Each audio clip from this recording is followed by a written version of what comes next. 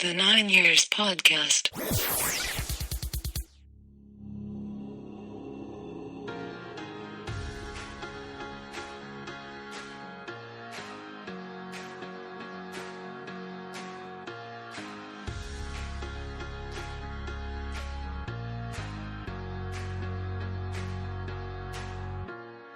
All right, welcome to episode 55 of the 9 Years Podcast.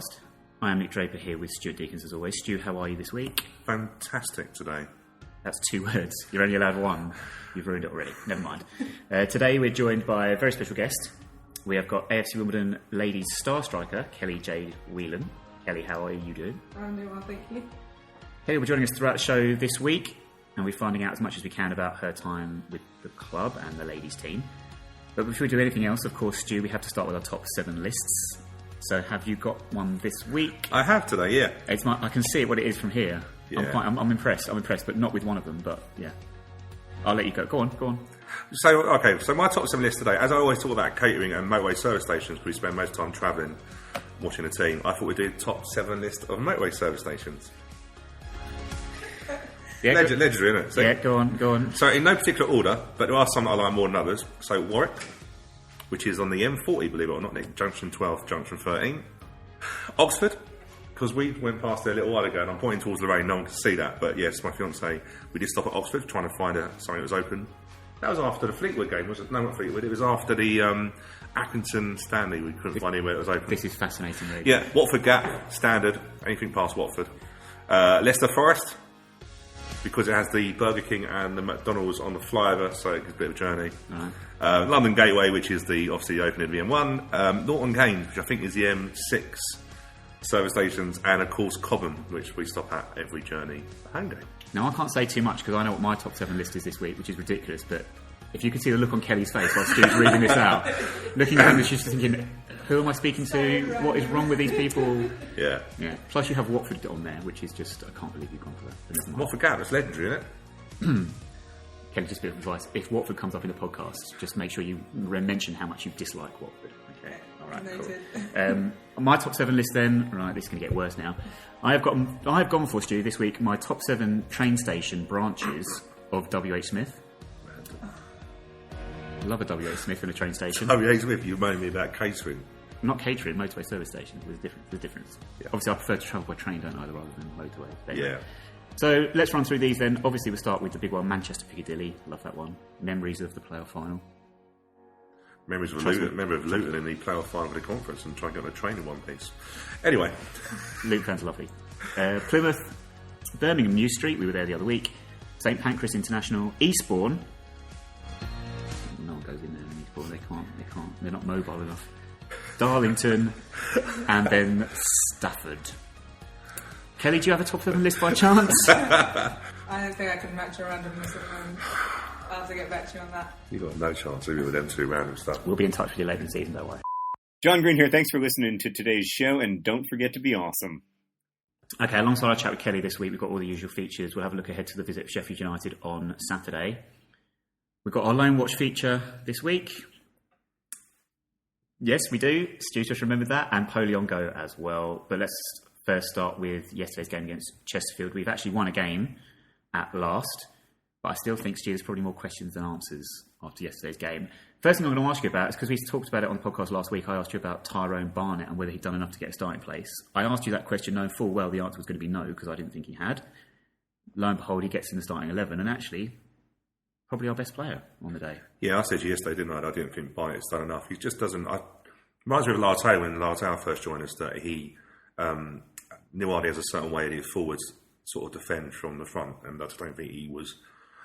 You look at Poleon, and Poleon works a lot harder, but Barnett wasn't. But then I said that to you before the game, and then of course he starts, doesn't he? But I thought he'd done all right. On Saturday, to be fair. I thought he worked hard. He won most of the balls in the air. Didn't link up with Lyle too well. But then I think that's probably more down to Lyle's part of it rather than Tyrone's. Well, let's mention Lyle Taylor. Body language didn't seem the best on the weekend. He came off as well in the second half. Didn't look too happy at the end of the game. Yeah, I think we know Lyle well enough to know that his body language is very obvious, isn't it? Do you know what I mean? If he's happy, you can tell. If he's not happy, you can soon tell as well, isn't it? But he didn't play well, so I don't think they linked up well. I don't know. He went down quite easy for some free kicks, didn't he, and stuff like that, and didn't get anything. I think he thought the referee was really sort of not giving him any free kicks, but in all seriousness, he was throwing himself down very easily. So I think he quickly became frustrated, didn't he, and wasn't really effective yesterday. You mentioned that he didn't really link up that well with Tyre and Barnett. It seems to be a problem throughout the game about maybe our players being a little bit too far apart. Yeah, I didn't understand. The front two, normally if you play a two up front, you want to try and be, especially when you're going to work off flick-ons and stuff like that, you want to be as close as you can. But sometimes they were just literally either side, and Lyle wasn't... I wouldn't say it's all down to Lyle, because I don't want it to be coming out of session, really, but I think them two didn't work as well together. But it was all about pairing sometimes, especially in the central areas, and first half yesterday, we really weren't working as a team, which listened to Neil Ardley's Don's player interview, and he said very much the same. Talking about pairings in sort of central positions, centre midfield pairing of Jake Rees and Danny Ballman, Neil Ardley doesn't seem to want to change that at the minute, but again, it means that Dean Parrott isn't starting. I know we spoke about this last week. Yeah. But do you think it's time now we think about freshening up that area or putting all three of them in? See, I don't know.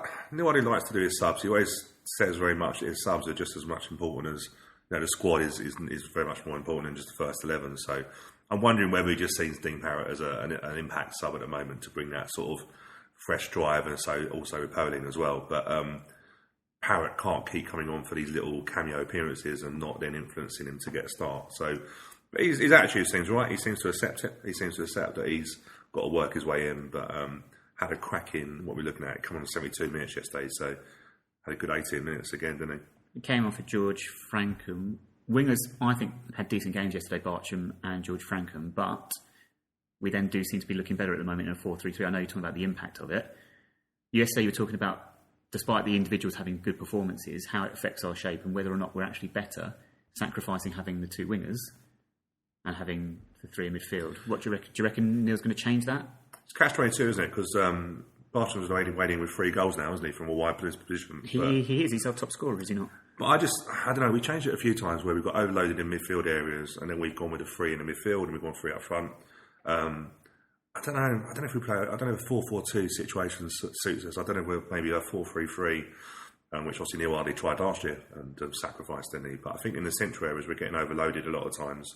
And I don't know whether we need, I know it sounds silly, but I don't know if we actually need wingers or actually whether they work for us very much in League 1 at the moment. Let's get on to the goals then. Let's talk about the goal we conceded. Just start talking, Stu. What happened? Why? What has gone wrong again defensively from a set piece again? I had to look back on TV because we're moving around now at the ground, aren't we? Sort of the seats and that. We sort of sat at the John Green end, which means you can see not too much. Yeah, the John Green end of the main stand. Of the main stand, quite down the front. It's quite a. Took some acclimatising to, didn't it? That view of the pitch. And blessed, I don't know if you noticed it, but I had a little kid in front of me who was obviously a Lyle Taylor fan and didn't appreciate me not liking what Lyle was doing on Saturday. Was that the child that was trying to sing the Lyle Taylor song? They're getting the tune horrendously wrong. It was brilliantly right. If we get it right by the time we sold him. But wow. the kid in front of me, of course, that'd be a long way off. That'll be a long way off yet, hopefully, so as well. But every time I kept saying something that Lyle Taylor hadn't done that I didn't like, he kept turning around to me, giving me really dirty evils, bless him. But that little kid was fun. But the goal, we looked at it again because the goal we conceded at Rochdale. It looks like everyone's going to literally go on top of Clark in terms of trying to stop him from coming out. And it looked to me like he didn't want to come out. And then by the time Darius had to head a ball or do something, he was literally 2 or 3 yards from the goal, wasn't it? So, and from what I understand, we didn't see it actually, but from what some people said to me, that Darius gave Ryan a piece of his mind, which knowing Darius. Was probably quite interesting, but yeah, we don't want to see him arguing either. But I can understand why Darius would be upset because really Keith's got to come out and control that situation. On the whole, I know we don't want to turn the 9 News podcast into the Ryan Clark podcast, but on the whole, his performance was pretty strong yesterday. Yeah, first half made a couple of errors as we've discussed, but on the whole, his performance was strong and he made a very, very good save second half as well, reacting very quickly. Again, it's slow. I think we're getting there, aren't we? It's kicking as well. It's just. Always just much better from when he first. Yeah, I think you've got to balance it. If you're always looking for mistakes, then we moan about George Frankham here. Now George Frankham is the terrorist sort of I would say boo boy, but every time George does something wrong, it's highlighted. So we don't want to get in that situation of we backed George last year heavily, and I still do after yesterday's performance. But I think, yes, his communication was better, his kicking was better, he made some excellent saves. So I'm reasonably happy with what I saw yesterday, apart from the set piece. But there's loads of roles in that set piece you've got to look at. But I'm reasonably happy he's getting there, and I think Neil Hardy has shown faith by not going for anybody else in the window. So he's obviously now knows that he's his number one, at least till January. And the last thing we'll just mention. There we go. Forget my words out properly. Just the subs and Poleon coming on scoring a winner, and what impact he has coming off the bench. What a good week he's had. Yes, he scored two in a week against Swansea under 23s academy. Scored a couple against Wigan in the under 21s, and yeah, he got a goal yesterday. So perfect. He can't do much more. Neil Hardy, obviously. Interesting what Neil Hardy said on the Dons player was that he needs a good week training along with Tyrone, and then he'll play him. And yeah, I'm like I say, he's doing really well. He can't do much more. Okay, moving on. We did our hashtag Don's 3-word reports for the Chestefield game. Three of our highlighted ones I'll quickly do. I've got to mention my father. Look, my dad there. Did he get involved, did he? He got involved this week. He found the internet, yeah? Just about. I had to explain to him how to do it on Twitter. God love him. But he managed it, and he went for Crooked Spire Demolished. I think he's, After Spy Rights being their nickname. And the Spire being crooked in Chesterfield. Oh, is it? Oh, yeah, of course it is. I've been to Chesterfield once. So did Stu. Yeah. You see the badge? You see their badge? You know that little shape on it? That's the Crooked Spire. Yeah, I'm going to stop digging a hole for myself. Yeah, I think you should. Mark. Sorry, I should say that's my dad, at @mdrapermark, all one word, if you want to follow him on Twitter. Not that he ever tweets, so there'd be no point. But there is another Mark, at @OHDon_football. I don't know what that means. But he's gone for Road Our Luck, which I think is fair enough. Chesterfield did hit the post and have a number of other good opportunities, although we had a couple ourselves, to be fair. And finally, let's go for Phil Day at Happy Plums, who said Ched fires blanks. I'm not going to add anything else to that one. We'll just leave that one there. But thanks very much. Ched Evans show that didn't turn out to be that, which was good in a way. No, it didn't. He didn't become a circus or a sideshow or anything, which was, as you say, helped us out. I think, because normally it tends to go against us when that does happen. Anyway, Man of the Match poll as well. You can check out the results on that on Twitter as well. Tyrone Barnett winning the Man of the Match award on Saturday. Very quickly then, Stu, Dan Gallagher, I know for Kingstonian yesterday. I'm not sure if he played, but I know yesterday. Sorry, obviously we know we're recording this on Sunday, so last Saturday. Yeah.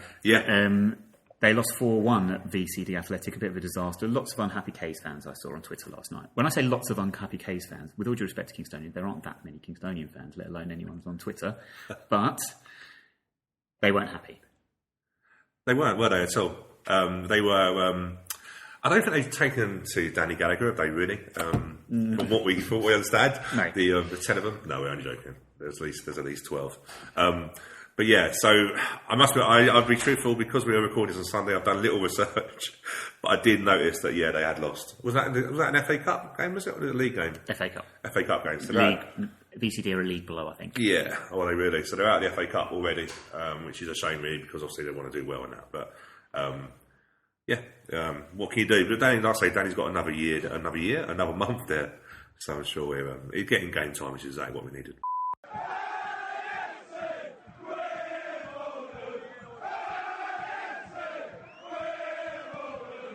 All right, alongside Kelly-Jade, we've also been joined with the captain of the ladies team, Jess Trimnell. Yep. Got that right? Perfect. And guys, we're just going to talk then a little bit about your season, what you're up to and things like that. So this season we're starting, I consider every team part of the club, so we. Starting in the South East Division 1, Premier League South East Division 1, that's correct, isn't it? That's still like the equivalent in men's football of League 2, is that right? Like the fourth tier down? I'd imagine so, but the structure's a little bit fragmented. So you've got the WSL leagues 1 and 2. Mm-hmm. So if you win Southern Prem, that doesn't mean that you go into those leagues. It's kind of an aside. But yes, if you look at it in that way, yeah, we're about fourth tier. But actually, we're one below the highest that we can be in this league structure. So Southern Prem would be the top, and we're one below that. I think the FA's plan is to open out the Super League and it kind of involve these other teams and these other leagues into that, because that's what happened with the National Premiership. The National Premiership became WSL 2, and then Southern and Northern Prem then became the highest that you could go. In the structure that we're in. I noticed when I was looking at my research, and I did quite a bit of it, that they're going. It's the summer league at the moment. Is the Women's Super League, but they're going to a winter league. I understand. I think so. I think they're looking to bring it back into the winter. The original plan to have it as a summer league was that when the men's teams weren't playing, that hopefully we grabbed those fans and they then came and watched the women's league. It didn't quite work like that, no, because obviously you've got Wimbledon, you've got the Olympics, you've got World Cups.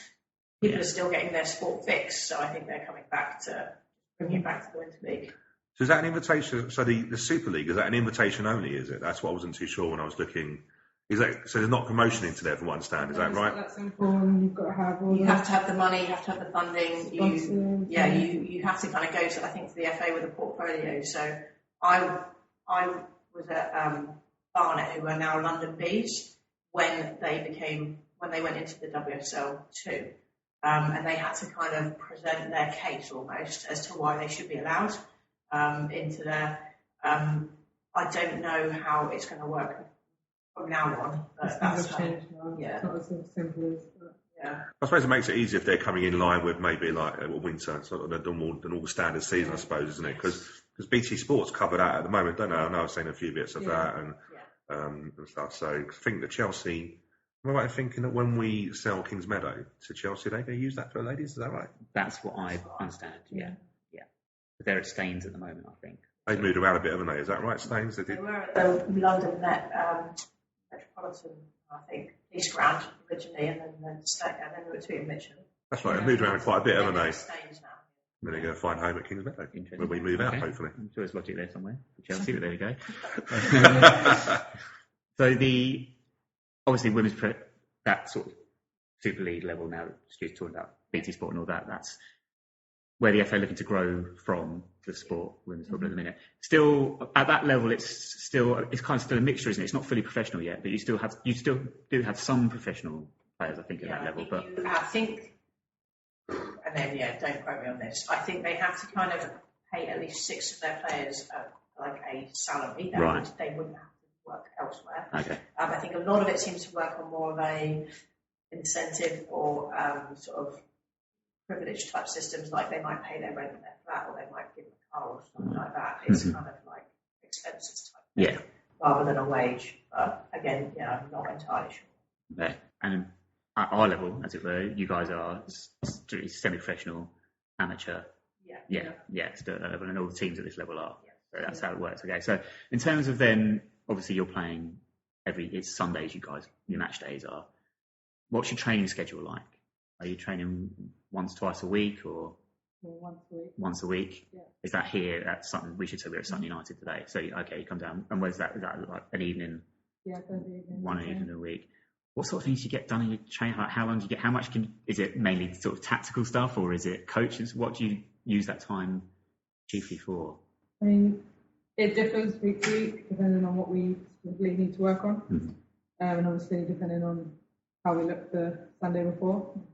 But in general, I mean, obviously we've got 2 hours a week of training, not a lot of time. Mm-hmm. And especially now that we've been promoted to this league, we've kind of all got to step up, and without adding that additional session a week, it's kind of hard.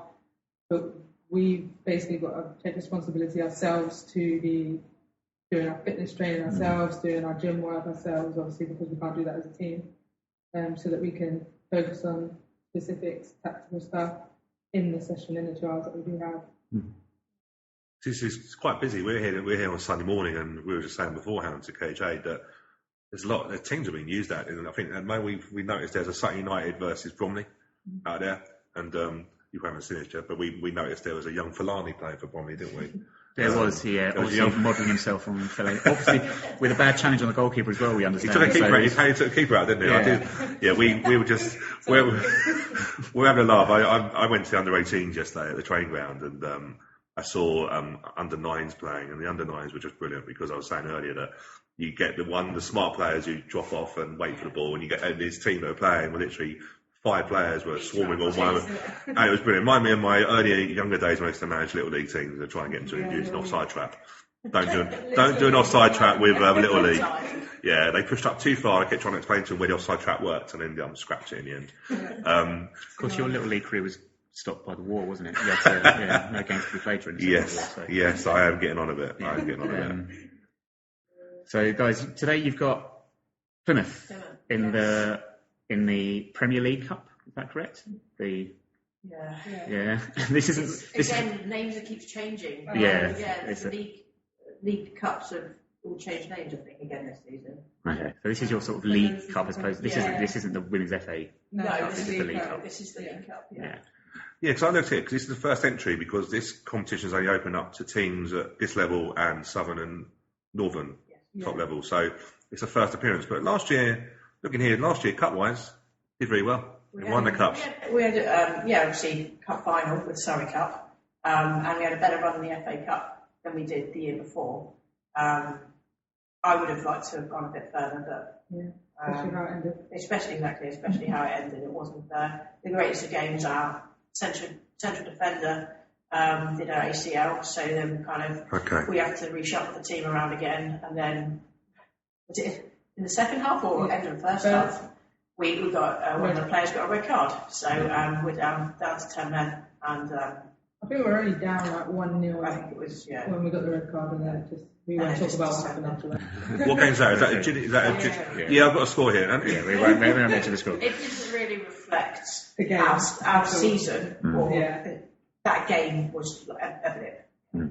Because we won the league last season, 10, 11 points, wasn't it? In the end, it was well ahead. Yeah. We only had 2 draws and the rest were wins.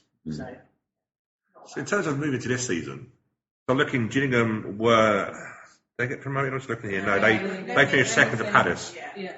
So they're in the same division this year. Yeah. So is that a benchmark then? When we get to play Gillingham, I will look for a bit of evening the score, and we'll come down to that game, Nick. I think. I think that's what we'll come down to. Because I was looking, what I was looking at was the league last year in the league we're in now, and Palace won that. Yeah. And it's quite split out. So they won it by 9 points. So same season we did. And that's who you played in the final, wasn't it? Is that right? We played in the final, and we played in a friendly a few weeks ago too. So it was a good starter to the season because obviously they've been promoted out of this league. We wanted to go back and play them again after the final. Yeah. And it's they beat everyone in this league that we've just got promoted to, so it was a good starting game to set us up for the league. So, so in terms of, have you made any signings at all? Is it roughly the same team? I noticed there was about five or six. We signed 6, I believe. Yeah, 6 new players or practically, not quite a few. Well, we've had a few come up from development, so that's kind of like coming through grassroots, and then would it be sort of 4 new faces or 3 new faces who have just kind of come up to the club and wanting to join. What's nice, I think, is that they've all kind of had the similar kind of ethos and kind of desire to play as we created in this team. And I think that's how we've been so successful is the kind of the team ethic, teamwork ethic, and that's, I hope, will continue and push us through into higher league still. Yeah, because obviously something that's hard to keep going into next season when there's so many changes. Yeah. Because you kind of expect it to be the same as it is, but it never will be exactly the same when you've got people leaving and new people coming. So it's been a good pre-season. Everyone's fit in. You can always tell when there isn't that, chemistry within the team with certain players, but we've been playing together now for a few months. And is that something that's quite important then? Is it sort of because to be fair, if you look at the first team, men's team, Iwadi very much says it's about togetherness, working hard. Last year, to be fair, you robbed the league, didn't you? Do you know what I mean? So I'm assuming we didn't have any tough times. I might be wrong in that. Yes. At that point in time, we had obviously had to deal too much with defeat together and how we dealt with that. But we didn't lose together. Yeah. But I think that there's enough kind of character in the team that we know that we're not going to rock this. But however, I do think we can kind of give it a good old go. Yeah.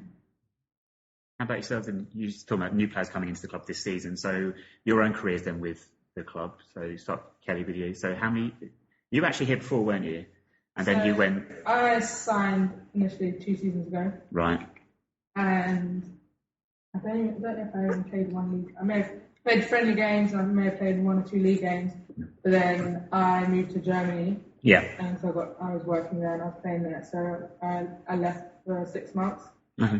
So then as soon as I came back, it was the start of the new season. So then I signed again. And then that was 1 full season. My first full season was last season. What was it? So you're playing football in Germany. Yeah. What was it? SV Cordel? Is that how I pronounce it? Right. I've done well there. What was that experience like? Was their setup very similar to what it is here, or was it different? The level-wise, probably not as high as our level. Okay. We were trying to set up a friendly actually last season, which would have been good.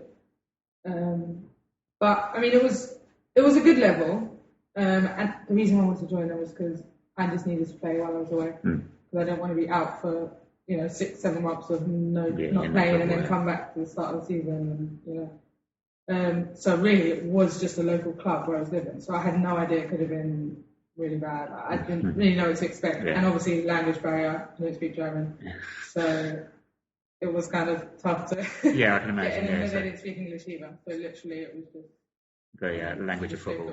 I said it must be a football language, I'm sure. Generally, all works. Yeah, a few words here and there. Normally the bad words, but They tend to learn the bad words first, don't they? Yeah, that's all they taught me. So in the end, it ended up being good because it was a decent level. Yeah. So I was happy with that. Kept my fitness up and got me ready to come back. And then.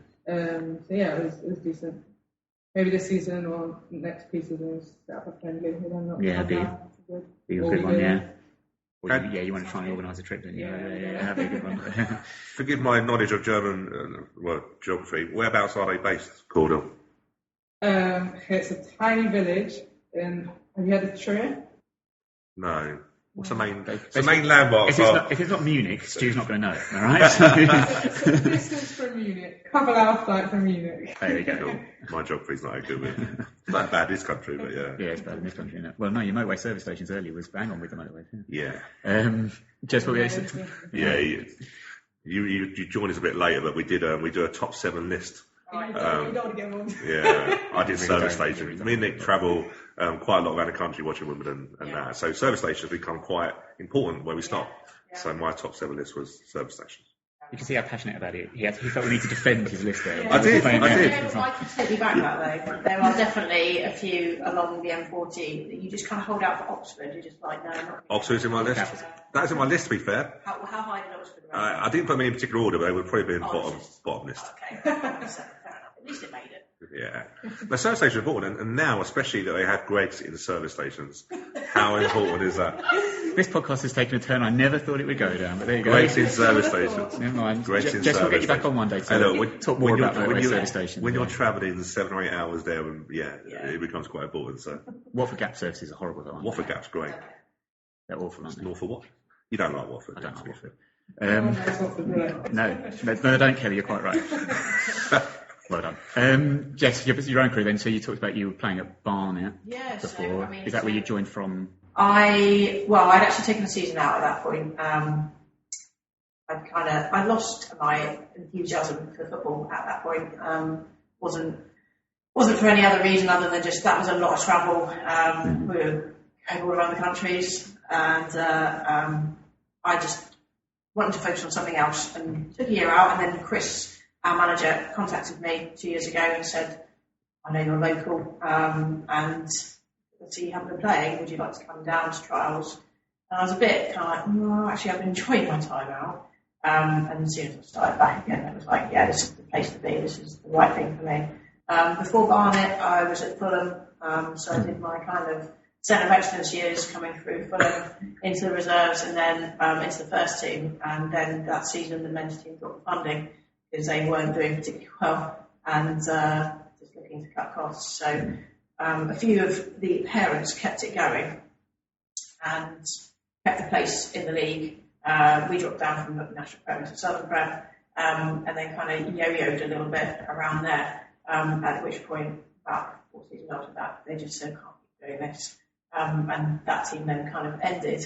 But now you've got Fulham Foundation, which we kind of started back up again in the league that we've just won. So yeah, Fulham making a bit of resurgence, but that's kind of what I've done. And I have to say, this is the one place, probably Little League, that I've enjoyed my football the most. Yeah. This is most fun I've been having on a pitch. Yeah, that's the same too. Yeah. Just looking back here, I was really interested in your just research. You were expected to play for Great Britain in a World University, and you played in China. Yeah. What was that like? Mental. Very humid. And, short runs. Yeah. No, I was. So that was the One University Games, which is kind of like the Olympics but for university age students. So I was lucky enough to be put forward by my manager at Barnet at the time, and she made a very good recommendation and got selected. And we played Canada, China, and I don't remember who else, but in our group stages. And unfortunately, because Canada and China are quite strong, we kind of then ended up in the lower pool and kind of not doing as well as I think people had hoped. But it was a great experience. Yeah, China game was in front of about 30,000 people. And when I'd been, I think the year before, I'd been to Germany to watch England play Japan or something in the Ladies World Cup, and they only got 25,000. Right, Oh, you watch me. Because you look at TV when they do like the Premiership teams do the tours and stuff. Are they fanatical even at that sort of? Oh, the Chinese, every time the ball went over the halfway line, it was like, yeah, it was erupting. It was like, I'm not quite there yet. They absolutely loved Great Britain as well, so we were getting almost as much kind of cheers as the Chinese team were, which was nice. That sounds really good. Yeah. So how would you describe yourself as players then? So we're going to watch, I was saying to Nick, I've not watched ladies football until, the last game I saw, believe it or not, was actually, I watched some on TV, because I like to see them on TV, but the last time I saw it live was actually Wimbledon playing at Plough Lane many, many years ago against the old Doncaster Bells, who were the sort of top team at that sort of time. Yeah. But we're going to see a game later this afternoon, which we're looking forward to. How would you describe, first KJ, how would you describe yourself as, I've heard some descriptions from people that come down and watch games, Wimbledon games. How would you describe yourself as a footballer that hasn't seen you play? Well, I've got one word that comes to go on. Feisty. That word did come up. A few words similar to that word. Yeah. I don't let it be easy. I will fight for it. Yeah. That is true. No, but generally my player like to hold the ball. I don't want you to give me the ball down there and run for it because I'm not fast. I'm not the fastest player in the world, not the fastest player in the team. I do try and hide that by other strengths that I have. Do my best, and because I've got fast people next to me, it makes it easy to hide that really. So generally my game, the way I prefer to play my game is hold up the ball and distribute it to my fast people. They do the other work. Makes sense. I think that's what I'd do. And what about yourself, Jess? I think she's doing a service. It's a horrible question because we're all very. Kelly is very skillful. Like, yes, get her to her feet and she will skin 2-3 players, like, without even trying, it seems. Great finisher as well. Very good. But yes, very tenacious, feisty. She doesn't give up. And I'd hate to be a defender against her because you know that you're never going to have an easy ride. They don't like me, do they? No, don't make me. Does that, in all seriousness though, because I know when I used to play football, I didn't really want to be liked, if I'm being truthful. So is that good if they don't like you? Do you know you're doing your job? That's my job. Yeah. I mean, so initially, I'll go and mark them first. I'll go and tell them I'm here. I'll look out for that later And on. then they're a bit like, are you going to come and mark her? No, but generally that's what I tend to do, try to do anyway, show them I'm there. Stand on their toes and sort of that sort and of area. They get confused. Wait, are you marking me or marking you? No, I'm marking you, mate. I like that. Yeah. What about yourself? How would you describe yourself? I'm simple. I am. He's a beast. I'd say for me, I'm simple and consistent. That's kind of like, I'm not a tricky player. I'd rather be a player with a pass than get around them. And I think I maintain quite a level head as well. I'm a kind of, being a captain, you've got to be a talker. So I'm kind of constantly giving out instructions, telling people where to go, what to do, but at the same time, putting in my own shift and making sure that no one has any kind of comeback and be like, well, you told me to run there, but you wouldn't have, but I didn't. Yeah. As a captain, best captain I played for, honest truth, he does. The consistency, every single game. I mean, everyone knows she's on the field. Like, in a good way, of course. In a good way, of course. But no, she leads us all, and everyone respects her, everyone looks up to her. And I mean, last season, she got us through the whole season. I mean, yes, you did. I'm getting a lot of love from my guys. I think that just comes from the style that I've adopted with how I'm not. You've all got to have kind of good cop, bad cop kind of things, but actually, at the end of the day, I think if you are constructive with how you say something to someone, you're going to get the better results out of it. And it worked last year. Yeah. Definitely. So in terms of last week, the first game you played was Ipswich Town, which you won 4-3. Yeah. You've got some interesting fixtures. We've got a cup today, and we couldn't do a podcast without mentioning who you got next week. Some team in Buckinghamshire. Now, I believe you've not played them before. No. So who are they? We don't really mention their name on here, but there's some up north. Looking forward to it. Especially by your style, I'm hoping you come for the first. You can come down for the men's, and do you know what I mean, and play against if that's style you got. I want to. Looking forward to it. In all seriousness, has your manager made any reference to it yet at all? Is it a sort of? We have had a little chat about it. We did have one chat. So we know where the club stands about that team. So we will conduct ourselves in the proper way. But at the end of the day, it's a game that we're going to go out and get 3 points from. So that's what it is. Yeah. It's interesting with the club thing. So, of course, the club as a whole, we class all teams that are in Wimbledon as Wimbledon. Yeah. So is it the same ethos? Is it the same sort of that sort of thing? Definitely how it's kind of been. For the 2 years that I've been here, that's what it's been, and that's what again is very attractive about this club and playing for you. There's a lot of people that we know from Wimbledon that are involved with the ladies, so it's not surprising in a way that it's sort of brought through their way, is it? Do you know what I mean? Yeah. That's what it's like. Runs through. Yeah, everything runs through the same way. Do you know where you're playing it where the fixture is in Milton Keynes? I'm thinking local clubs near to that. There isn't any really down there, so I'm wondering. I did see that. We don't get sort of details on the actual location until the Friday before. Oh, okay. So I don't know. No, okay. The home fixture should be good. I think it's towards the end of the season. One of our last games, actually. Yeah, I haven't seen it in this half. No, ready to take. Yeah, we've got our fixtures until about Christmas. But I think we're only playing them once at this point. Yeah. So in terms of fan-wise self, what's your favourite club in terms of I don't want to say to play Wimbledon, but obviously fan-wise, I know AFC. Is it just AFC in your one? And Arsenal. The other AFC. Yeah, the other AFC. I understand you were at a game on Saturday with the Arsenal Legends, which I imagine is probably a bit better than their first team at the moment. Sorry. But true. Well, I was a little bit disappointed because my two favourite players, Henry and Dennis Bergkamp, pulled out, so I was very upset about that. I bet. But it was a good game. I mean, it was a bit slow motion. But I didn't know what to expect. I'm thinking, these guys are just going to come back and absolutely kill it. I don't really know what to expect. And they still got it. They definitely play like Arsenal. I don't know if you saw a few little clips on Twitter or something. No, we'll have a look. I was intrigued by the Arsenal. Good at times. It was. When you're saying playing like the old Arsenal, does that mean falling over a lot and getting the referee's face? No, just go from the back to the front, passing, make about 15 passes, and then miss the goal. I suppose did Arsene Wenger manage that? Because to be fair, he was still there with them Legends, wasn't he? Probably. But he still didn't see anything. That was really good.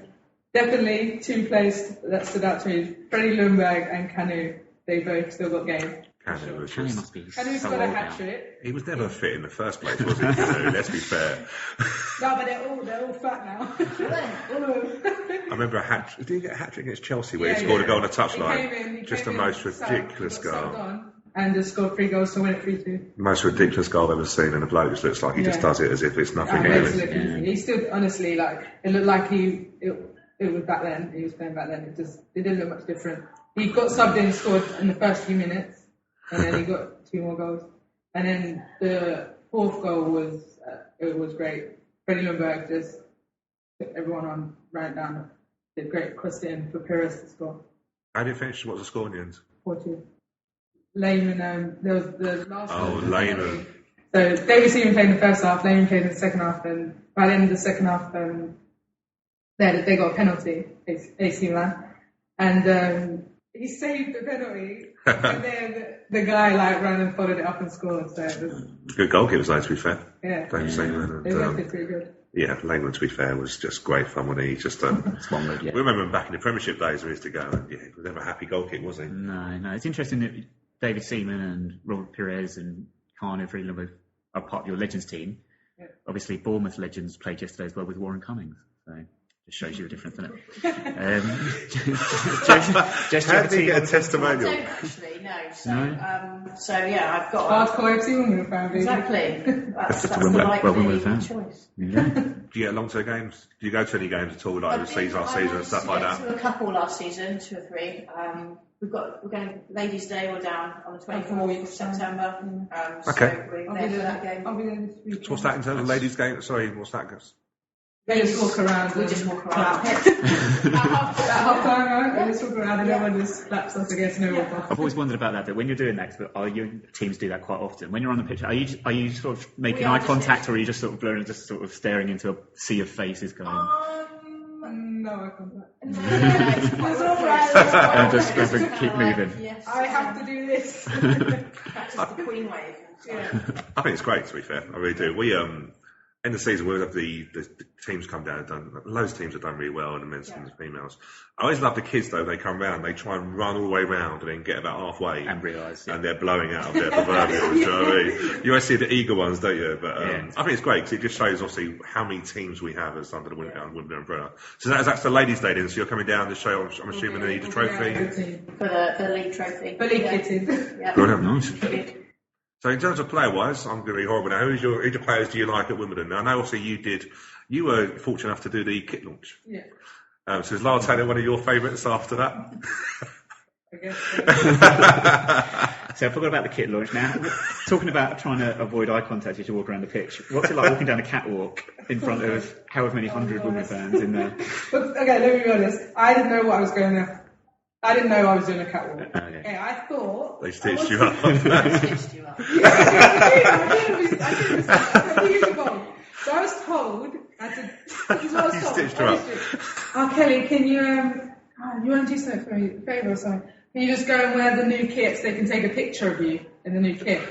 That was what I was told. That's a little bit different, So isn't then, and I knew that the parade was going on. So I thought I'll probably, after the parade, everyone leaves and then we'll just do pictures. I'll be there 10 minutes. Take a picture, gone. So I get there, I'm walking in, and there's 1,000 people. Centre court, I've never seen 10 people in centre court. I'm like, okay, what is going on here?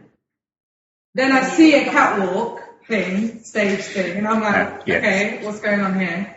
That's not for me, of course. And no, honestly, I was like, oh, what's going on here? And then I walk in and I get informed, and then I'm like, okay, who was this? And I just found out it was you. This last thing is Jess, you interested in the kit launch? He texted me, and I was like, because I think you can find someone a bit more photogenic than me. And he laughed, and then he approached me again, and I said, no, seriously, I'm not doing this. Well, he didn't inform me of the ins and outs. But no, it was a good laugh. It was good. There was obviously loads of players. All the players were there, weren't they? Pretty much all the players there, yeah. All the players there. Lyle had to be the person who was going to get involved. I think Lyle probably volunteered, to be fair. Like, he wasn't stitched up like yourself. I think he probably was. Yeah, putting his name down for that straight away. Lyle must be the most serious player ever. I interviewed him after the catwalk, and which I lost. My microphone wasn't working, which I was really gutted with. But I was asking how they got on holiday, and he went to Athens on holiday and said he was still training, and I'm like, do you not enjoy yourself? No, I need to make sure I'm fit. He was Lyle is so switched on. There are only a few holidays that I've been on that I have not taken my running trainers. I mean, that year that I took off, and then I think once this this year when we went to Vegas, but it was like right after the season finished. Like, Not taking them there. taking a few weeks off. A few of the girls took their trainers with them, went to the gym. But yeah, it's a lifestyle. I don't think people don't really understand like how much commitment it takes. And I know we're only playing at a But after training, if you go with 1 week off and you don't do anything, You feel it. that's not. nobody That's you like, just don't want to feel that. yeah. It's not worth it. It's not worth it. Just sort of wrapping up, I'm just thinking time-wise we've got, I don't want to impose on your time.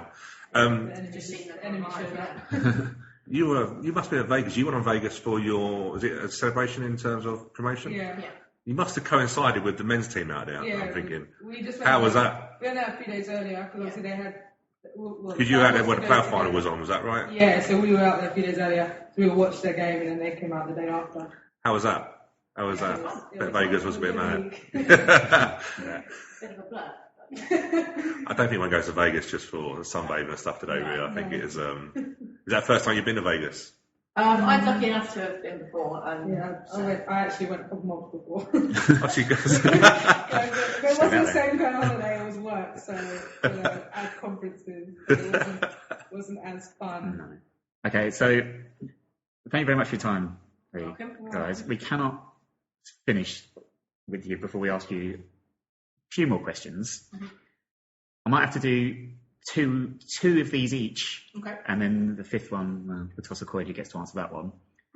So, Jess, well, I'll start with Jess as your captain. We'll start with you. So, Jess, if I could ask you, if you had to live with one animal, would you rather live with a squirrel-sized tiger or a tiger-sized squirrel? Where did you get Yeah, this question? tiger-sized squirrel. Tiger-sized squirrel? Yeah. Yeah, I think like I went for that. miniature tiger. No. Squirrel A squirrel the size of a tiger. Oh no, the other way then. I want like a mini tiger. A mini tiger? Yeah.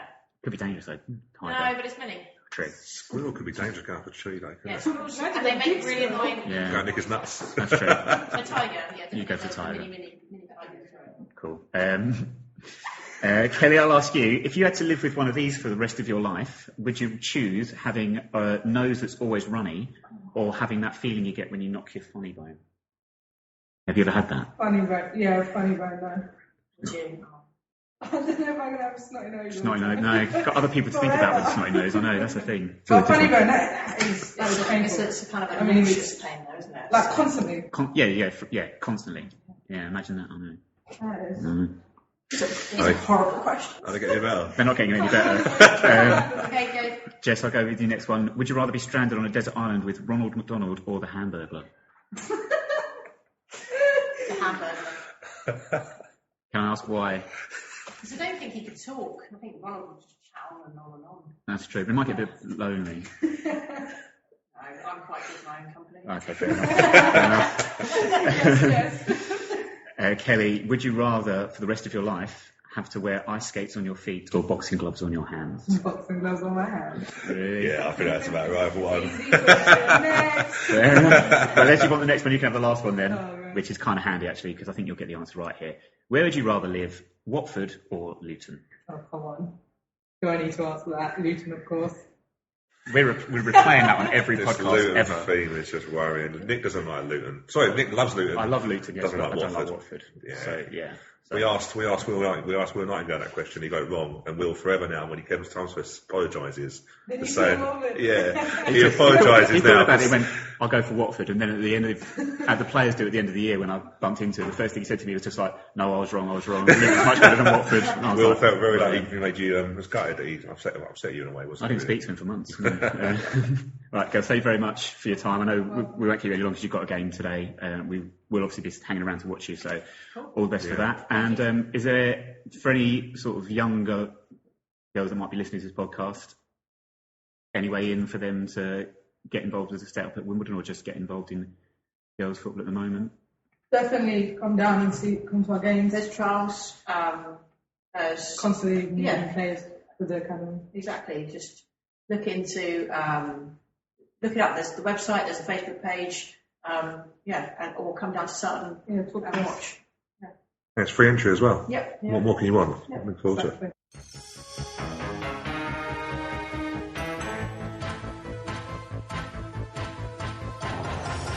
Right, Poleon Go this week comes to the theme tune of the Crystal Maze. Stu, aside from looking like former presenter Richard O'Brien, do you have any recollections of this game show? I didn't watch it heavily, but I've actually tend to watch it more on the... What's it on now? Is it on Dave or something like... Probably like Challenge or something. I sort of watched it more just literally turning over and actually enjoyed it more than actually when it was actually out originally, to be honest. It wasn't on for very long. I was surprised when I read this. It was only on for about 5 years. I thought it was on for a lot longer. Really? But yeah, it takes me back to my childhood. Seems good. I just think they make it a little bit too... I think they should make it a bit more dramatic and the game should be a little more tougher, do you know what I mean? When I say like Hunger Games. I'm not sure it'll be like that, or like the Running Man. Yeah, something like that. So yeah, make it a bit more enjoyable that way. I say with my childhood, obviously, it would have been about the ages of about 1 to 3, because I'm only 24. Of course.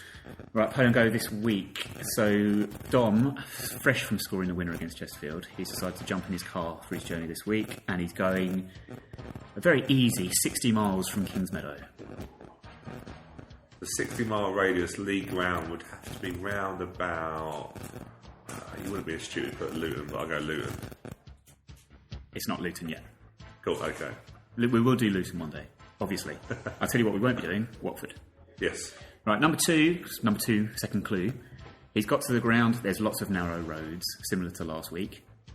Lots of residential streets, but the old stadium and the old floodlights, they're pretty well hidden actually. You wouldn't necessarily know that there was a stadium there if you lived in the surrounding streets, like my cousin used to do.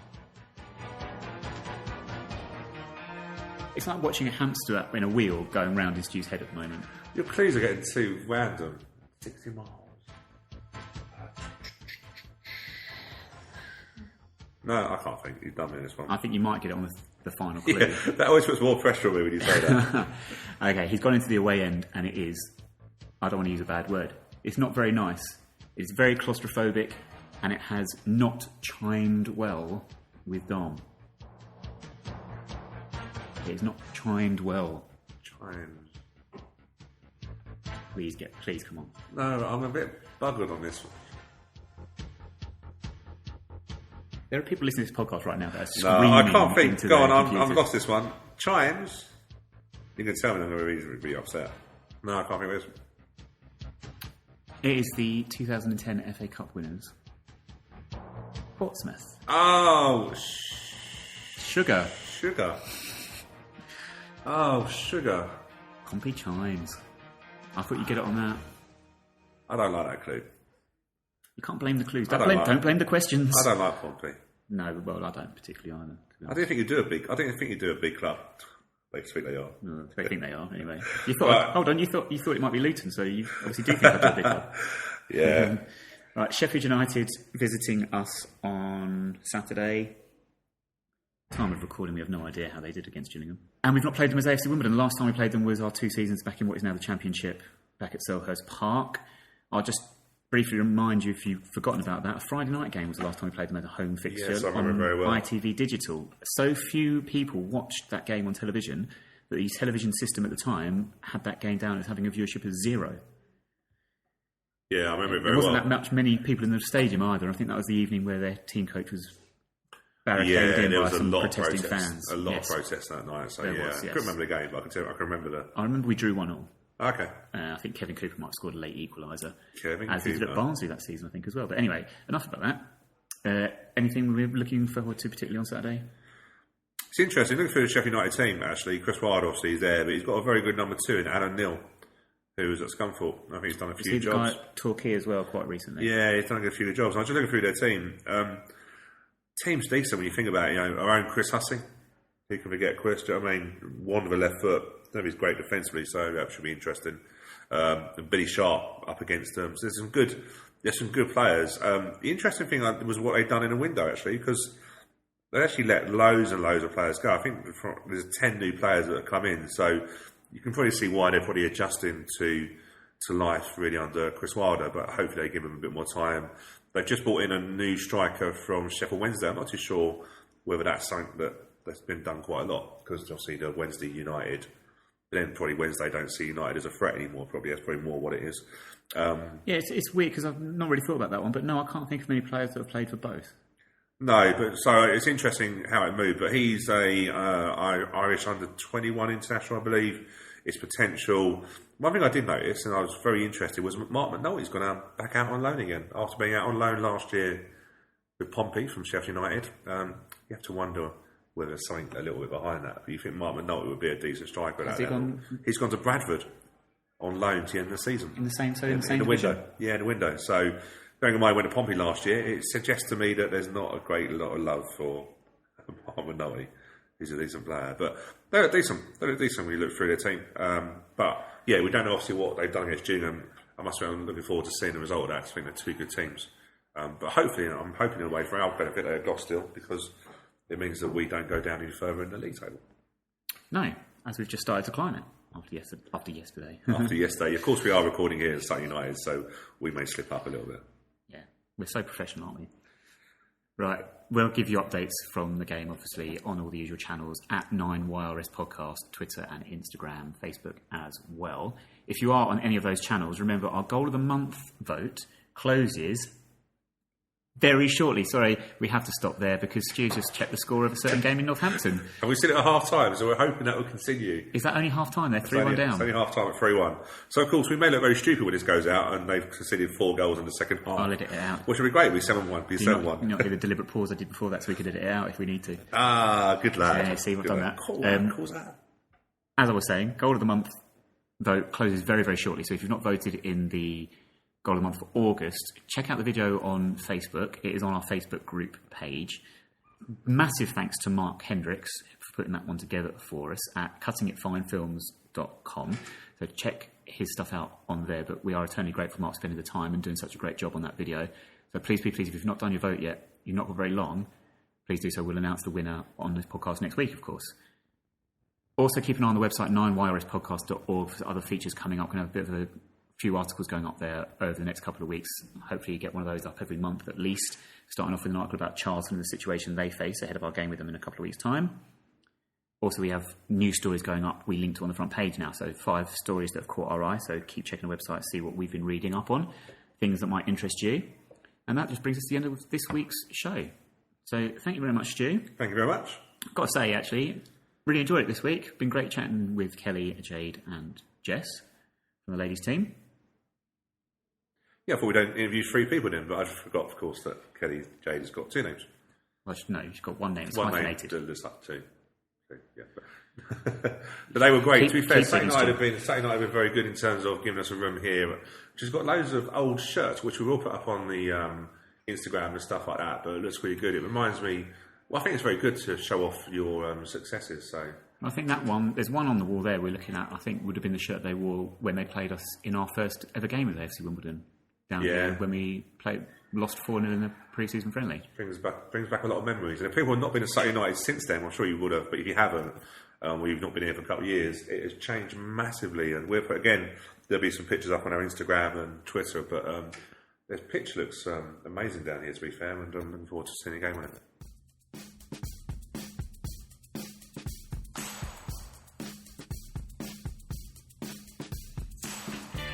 Yeah, very much looking forward to that today. So thank you very much again to the girls for joining us.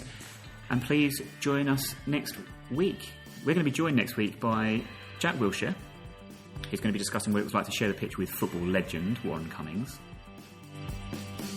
We're also going to be joined by MP Keith Vaz, as he's going to give Ryan Clark some advice on coming out. We'll see you then.